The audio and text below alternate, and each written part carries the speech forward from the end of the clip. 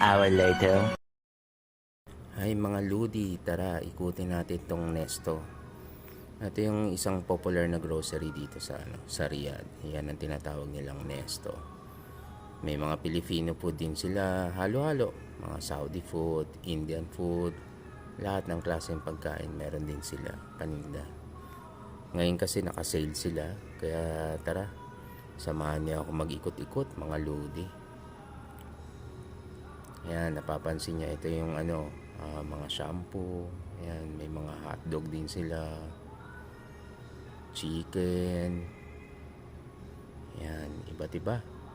Sobrang dami ng paninda. Kompleto sila dito, mga Lodi. May mga gadgets din sila. Ayan, mga isda, malalaking isda, mura lang yan. Tapos, ito yung bunga na malunggay. Binibenta rin nila dito.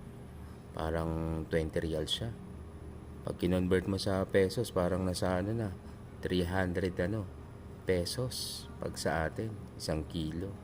Mas lalo to Ludi, itong buko. Almost 7 real siya.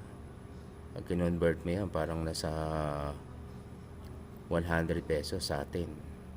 Ayan, pakwan, grapes. Ito, sari-sari mga masasarap na mga biskwit. Mga naka-sale din siya. Ayan.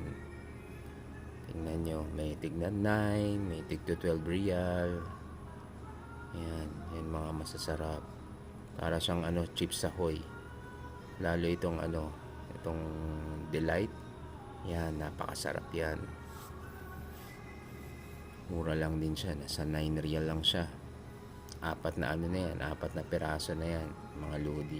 Yan Ka-sale siya ngayon. Ito, mga sardinas, tigpo 4 real lang ngayon. Yan, may mga ligo, 5.5. Huwag mo lang siya i-convert, mga Lodi. Pag kinonvert mo, medyo may pagkamahal siya sa atin pag sa peso. Katulad to, ang Milo 13, may 27. May Energen din. Ayan, mga mga produkto galing Pilipinas. Yan, mga chicheria, chippy, roller coaster, potato chips, bikat, may cheese curls din. Meron din silang tortillos. Ayan, may mga iba-ibang klase rin sila, mga biskuit, Rebisco, Magic, mga Skyflakes. Yan, may mga cup noodles din sila. Dito naman sa side na ito, mga toyo, suka. Nakakikita niya, may mga